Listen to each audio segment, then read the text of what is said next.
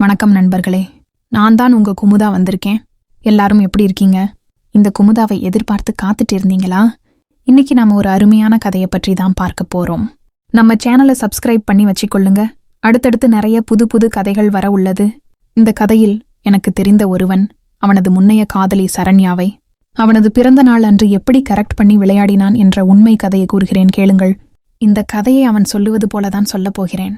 இந்த கதை முழுவதும் நீங்கள் கொஞ்சமும் எதிர்பாராத டுவிஸ்டுகளாக தான் இருக்கும். கதை சூப்பரா இருக்கும்.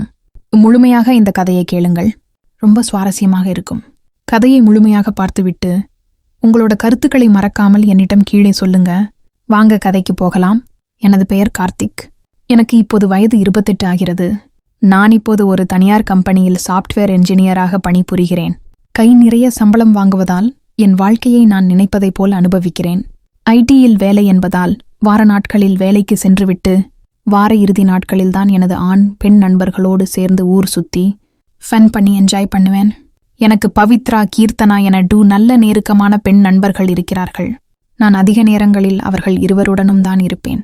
நாங்க ஒரு நாள் ஒரு பெரிய லீவ் ஒன்று வந்தது. அந்த லீவிற்கு எங்கேயாவது வெளியில போகலாம் என்று பவித்ரா கூறினாள். எங்கு செல்லலாம் என்று கேட்கும்போது மலைநாடுகளுக்குச் செல்லலாம் என்று கீர்த்தனா கூறினாள். சரி என்று சொல்லிட்டு நாங்கள் மூவரும் கிளம்பிச் சென்றோம். நாங்கள் அதிகாலை நேரத்தில் அங்கு போய் சேர்ந்தோம். அங்கு சென்றதும் ஒரு ரெசார்ட்டில் ரூம் புக் பண்ணி ரூமிற்குள் சென்றோம். ரூமிற்குள் சென்றதும் பவித்ராவும் கீர்த்தனாவும் என்னை தள்ளிவிட்டு பவி எனது வலது பக்கத்திலும் கீர்த்தி எனது இடது பக்கத்திலும் அமர்ந்து என்னை சீண்டினார்கள். அப்புறமடி முகம் கொடுத்தார்கள். எனக்குள் ஒருவித தீ பொங்க ஆரம்பித்தது. நானும் கொஞ்சமும் தாமதிக்காமல் முகம் கொடுத்தேன். அப்படியே எங்கள் ஆட்டமும் ஆரம்பமானது. நாங்கள் மூவரும் ஒரு 3 மணி நேரம் நன்றாக விளையாடினோம். நன்றாக விளையாடி களைத்து போனோம். அப்புறம் மூவரும் குளித்து சுத்தமானோம். பின்னர் நல்லா தூங்கி ரெஸ்ட் எடுத்துட்டு வெளியில சுத்தி பார்க்கச் சென்றோம். நாங்கள் அங்கு ஒரு 3 நாட்கள் தங்கினோம். அந்த 3 நாட்களும் எங்கள் விளையாட்டு சென்று கொண்டேதான் இருந்தது. நல்ல என்ஜாய் பண்ணிட்டு அப்புறம் நாங்கள் ஊரிற்கு வந்துவிட்டோம். வழமை போல வேலைக்குச் சென்று வந்து கொண்டிருந்தேன். வீக்கெண்ட் ஆனால் அவர்கள் இருவரும் எனது வீட்டுக்கு வந்து விடுவார்கள். நாங்கள் எனது வீட்டிலேயே எங்கள் ஆட்டத்தை போடுவோம். அப்புறம் இரவில் நன்றாக ஊர் சுத்தி திரிவோம். இப்படிதான் என் வாழ்க்கை சென்று கொண்டிருந்தது. ஒரு நாள் நான் எனது ஆபீஸ்க்கு போயிட்டு வீட்டுக்கு வந்து கொண்டு இருக்கும்போது பஸ் ஸ்டாண்டில் எனது முன்னாள் காதலி சரண்யாவை கண்டேன். அவள்தான் இந்த கதையின் கதாநாயகி. நான் அவள்தானா என்று கன்ஃபார்ம் பண்ணிட்டு போய் பேசினேன். அட சரண்யா, நீ என்ன இங்க? எப்படி இருக்க என்று கேட்டேன். அதற்கு அவள், அட கார்த்திக், நீ என்னடா இங்க என்றாள். நான் இங்கதான் பக்கத்துல இருக்கிற ஆபீஸ்ல தான் ஒர்க் பண்றேன் என்றேன். அவளும் நானும் இங்கேதான் பக்கத்துல இருக்கிற ஸ்கூல்ல டீசிங் வேலை கிடைச்சிருக்கு என்றாள். நானும் சூப்பர் என்று சொல்லிவிட்டு சரி வா, நான் டிராப் பண்றேன் என்றேன். அவள் வேண்டாம் என்றாள். நான் கட்டாயப்படுத்தி ஏற்றிச் சென்றேன். சென்று கொண்டிருக்கும்போது எங்கு தங்கி இருக்கிறாய் என்றேன். அவள், இன்னும் இடம் பார்க்கல, இப்போதைக்கு இங்க தெரிஞ்சவங்க வீட்ல தான் இருக்கேன் என்றாள். நானும் அப்படியா என்று சொல்லிவிட்டு அவளை ஏற்றிச் சென்றேன். சென்று கொண்டிருக்கும்போதுதான் விளங்கியது அவள் எனது வீட்டிற்கு பக்கத்தில் இருக்கும் ஒரு ஸ்கூலில் தான் வேலை செய்கிறாள் என்று. அப்புறம் நான் சொன்னேன், நீ பேசாம என் வீட்டிலேயே தங்கிடேன். உனக்கும் ஸ்கூலுக்கு போறது ஈஸி, செலவும் மிச்சம். இங்க நான் மட்டும்தான் இருக்கேன். இவ்வளோ பெரிய வீடு சும்மாதான் இருக்கு என்றேன். அவள் இல்ல வேண்டாம் என்னால். நான், ஏன்? நீ என் முன்னாள் காதலி என்றதால் வேணான்னு சொல்றியா? என்னில் நம்பிக்கை இல்லையா உனக்கு என்றேன். அவள் உடனே, அப்படியெல்லாம் இல்லை, உனக்கு ஏன் சிரமம் என்றுதான் வேண்டாம் என்றேன் என்றாள். நான், ஒரு சிரமமும் இல்லை, நீ இப்போ இங்க தங்கலை என்றால்தான் எனக்கு சிரமமாக இருக்கும் என்றேன். அவளும் ஒரு வழியாக தங்க ஓகே சொல்லிட்டாள். அப்புறம் என் வீட்டிற்கே வந்துட்டாள். வந்ததும் சரி நான் போயிட்டு குளிச்சிட்டு வரேன் என்று சொல்லிட்டு குளிக்க போயிட்டாள். நான் ஹாலில் டிவி பார்த்துட்டு இருந்தேன். அவள் குளித்து விட்டு வந்தாள். சரண்யாவை பற்றி சொல்லணும் என்றால், அவள் நிலா போன்ற நல்ல வெண்மை, கவர்ந்து ஈர்க்கும் கண்கள், வளைவு நெளிவான உடல், அளவான உயரம், கொஞ்சம் குண்டா இருப்பாள். அது இருக்க வேண்டிய இடத்துல பக்காவான அளவுல இருக்கும். மொத்தத்துல அவள் ஒரு தேவதைதான். யார் பார்த்தாலும் அவளில் ஒரு ஆசை வரும். அவள் ஒரு பிங்க் கலர் ட்ரெஸ் ஒன்று போட்டு கொண்டு வந்து நின்றாள். எனக்கு அதுக்கு முன்னாள் வரை அவளில் எந்த ஆசையும் வரவில்லை. ஆனால் அவளை ரொம்ப நாட்கள் அப்புறம் இந்த கோலத்தில் கண்டதும் எனக்கு அவளில் மறுபடியும் ஆசை வந்தது. நாங்கள் லவ் பண்ணும்போதும் பல தடவைகள் விளையாடி இருக்கிறோம். பல இடங்களில் வைத்து நாங்கள் விளையாடி இருக்கிறோம். நல்லா ஊர் சுத்தி இருக்கிறோம். எனக்கு அவளை மறுபடியும் இப்படி பார்த்தவுடன் எனக்கு அந்த ஞாபகங்கள் எல்லாம் நினைவில் வந்தது. அவள் வந்து அமர்ந்து, என்ன கார்த்திக், என்ன பார்த்திட்டு இருக்க என்று முன்னது போல கேஷுவலாக என்னுடன் பேச ஆரம்பித்தாள். நான் சும்மாதான் புரோகிராம் ஒன்று போடுறாங்க பார்த்திட்டு இருக்கேன் என்று சொன்னேன். அவளும் என்னுடன் சேர்ந்து பார்த்து கொண்டிருந்தாள். பின்னர் அவளே, என்ன கார்த்திக், என் ட்ரெஸ்ஸை பத்தி ஒண்ணுமே சொல்லலியே நீ என்றாள்.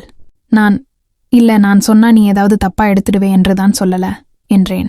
அவள், அப்படிலாம் நான் ஒன்றும் நினைக்க மாட்டேன், சொல்லு என்றாள். நான், நீ இந்த ட்ரெஸ்ல சூப்பரா இருக்க. நம்ம காதலிக்கும் போது எவ்வளோ அழகா இருந்தியோ, அதை விட இப்ப ரொம்ப அழகா மாறிட்டே. அவசரப்பட்டு நாம பிரிஞ்சிட்டோம். இல்லனா இந்த அழக முழுக்க நான் தான் விளையாடி இருப்பேன் என்றேன். அப்படி சொன்னதும் அவள், நாம காதலிக்கும் போது எவ்வளோ அழகாக சந்தோஷமாக இருந்தோம்.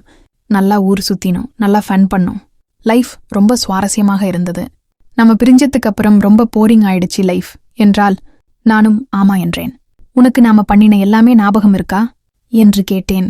அவள், நீ எதை கேட்கிறாய் என்றால், நான் அந்த விஷயங்கள் எல்லாம் ஞாபகம் இருக்குதா என்று கேட்டேன். அவளும், அதையெல்லாம் எப்படி மறக்க முடியும் என்றாள். அப்போது என் மனதிற்குள், இவள் ஒன்னத்தையும் மறக்கல. இவளை கொஞ்சம் கொஞ்சமாக பழைய ஞாபகங்களை சொல்லிச் சொல்லி நம்ம வழிக்கு கொண்டு வந்து இவளை விளையாட வேண்டியதுதான் என்று முடிவு பண்ணேன். அப்படியே கொஞ்ச நேரம் பேசிட்டு இருந்துட்டு, எனக்கு தூக்கம் வருது, நான் தூங்கப் போகிறேன். நாளைக்கு நீயே என்னை ஸ்கூலிற்கு கூட்டிக் கொண்டு செல் என்று உரிமையாக சொன்னாள். நானும் சரி என்று சொன்னேன். அப்புறம் சொல்லிட்டு அவள் தூங்க போயிட்டாள். நான் சிறிது நேரம் அடுத்து என்ன பண்ணலாம் என்று யோசித்துவிட்டு நானும் தூங்கச் சென்று விட்டேன். அடுத்த நாள் கால நான் வழமை போல ஆபீஸ் போக ரெடியாயிட்டு இருந்தேன். அந்த நேரத்தில் சரண்யா ஸ்கூலிற்கு செல்ல ரெடியாயிட்டு வந்து நின்றாள். அவள் அன்றைக்கு ஒரு கிரீன் கலர் சாரி கட்டியிருந்தாள். அதில் அவளை கண்டதும் என் கண்களை என்னால் நம்ப முடியவில்லை. அவள் அந்த சாரியில் தேவதை போல் மின்னிக் கொண்டிருந்தாள். அவ்வாறு அவளை கண்டதும் எனக்குள் இருந்த ஆசை மேலும் பெருகியது. நான் என்னை கொஞ்சம் கட்டுப்படுத்திக் கொண்டு, ரெடியாயிட்டியா என்று கேட்டேன். அவள் ஆமாம் என்றாள். நான், சரி, இதோ 2 நிமிஷம், நான் வந்துடுறேன் என்றேன். அவளும் சரி, சீக்கிரம் வா என்றாள். அப்புறம் நான் அவளை ஏற்றிக்கொண்டு ஸ்கூலில் கொண்டு விட்டுட்டு நானும் எனது ஆபீஸ்க்குச் சென்றேன். ஆபீஸ்க்குச் சென்றதும் அங்கு வழமை போல் பவித்ரா மற்றும் கீர்த்தனா கூட எனது சேட்டைகளை காட்டினேன். அப்புறம் அன்றைக்கு ஹாஃப் டே லீவ் போட்டுட்டு நாங்க மூவரும் வெளியில போனோம். நன்றாக ஊர் சுத்தி விட்டு வீட்டிற்கு லேட் ஆகிச் சென்றேன். அங்கு சென்றதும் சரண்யா ஸ்கூலிலிருந்து வந்துவிட்டாள். என்ன இன்னைக்கு இவ்வளோ லேட்டா வர என்று கேட்டாள். நான், ஆபீஸ்ல கொஞ்சம் ஒர்க் அதிகம், அதான் லேட் என்று சொல்லி சமாளித்தேன். அவள், நாளைக்கு என்ன நாள் தெரியுமா என்று கேட்டாள். நான் இல்லை என்று சொல்ல, நாளைக்கு உன் பிறந்த நாள், இது கூட உனக்கு தெரியலையா என்று திட்டினாள். அப்புறம் நாளைக்கு நம்ம அதை செலிப்ரேட் பண்ணணும் என்றாள். நானும் சரின்னு சொன்னேன். அடுத்த நாள் காலையில எனக்கு விஷ் பண்ணாள். அப்புறம் அவள், இன்னைக்கு முழுக்க நான் உன் கூட தான் இருக்க போறேன். நீ இன்னைக்கு என்ன கேட்டாலும் என்ன ஆசைப்பட்டாலும் நான் அதை உனக்காக செய்வேன் என்றாள்.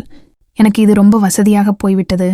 நான் இன்னைக்கு ஃபுல்லா நல்லா ஊர் சுத்திட்டு இவளை எப்படியாவது இன்னைக்கு விளையாட வேண்டும் என்று முடிவு பண்ணேன்.